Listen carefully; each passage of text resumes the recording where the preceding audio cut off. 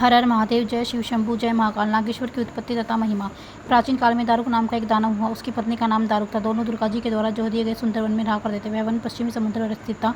वहाँ के निवासी दोनों के उपद्रवों से बहुत दुखी हो गए थे। वे सभी मिलकर जो है और जो ऋषि के पास गए और उनसे अपना दुख बताया। और ऋषि बोले कि जो आप लोग घबराओ नहीं, जब दानव जो जीवों की हिंसा जो यज्ञ में बाधा डालने लगते हैं तब इनकी मृत्यु निश्चित हो जाती है।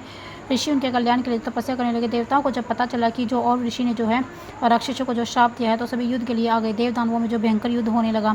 दारुक की पत्नी दारुका ने जो है अपने पूर्वकालीन वरदान के प्रभाव से इस नगर को उठाकर समुद्र में स्थापित कर दिया। दैत्य लोग सुखपूर्वक वहाँ निवास करने लगे। एक दिन दारुक समुद्र से निकलकर पृथ्वी पर आई। उसने देखा कि एक नाव असंख्य मनुष्यों से भरी हुई है, समुद्र पर तैर रही है। उसने दानवों को बुलाकर सबको जो बंदी बना लिया। उस बंदियों में जो एक वैश्य भी था जिसका नाम जो सुप्रिय था। उसने जो कैद खाने में रहकर शिवजी की आराधना प्रारंभ कर दी। इसकी जो देखा देखी अन्य कैदी भी जो शिवजी की आराधना करने लगे। उन लोगों को जो पूजन करते 6 माह बीत गए। एक दिन दारुक के किसी दूत ने उन्हें शिव पूजन करते देख लिया। इस पर दारुक ने वैश्य के पास आकर पूछा, तू किसकी पूजा कर रहा है? पूजा किस कारण से कर रहा है?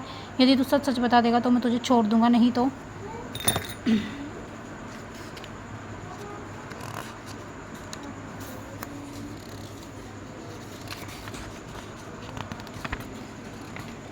तुझे मार दिया जाएगा। वैश्य ने नहीं तो तुझे जो है मार दिया जाएगा।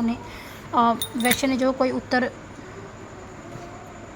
उत्तर नहीं दिया। राक्षस वैश्य को जो मारने को उद्यत हो गया।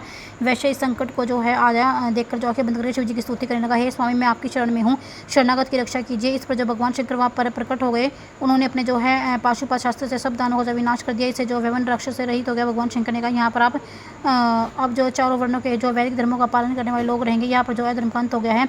दारू के मर जाने के बाद उसकी पत्नी दारुका दुर्गा जी के पास जाकर अपने वंश की रक्षा परिवार की रक्षा के लिए प्रार्थना करने लगी। इस पर जो शिव पार्वती जी उस स्थान पर जो है ज्योतिर्लिंग के रूप में रहने लगे। दुर्गा जी ने दारुका को शिव जी की कृपा से वर दिया कि इस युग के जो समाप्ति पर यहाँ पर जो दानवों का निवास होकर दारुका उन पर जो राज्य करेगी। तो मुनियो वीरसेन जो नाम का एक राजा बड़ा शिव भक्त था। शिव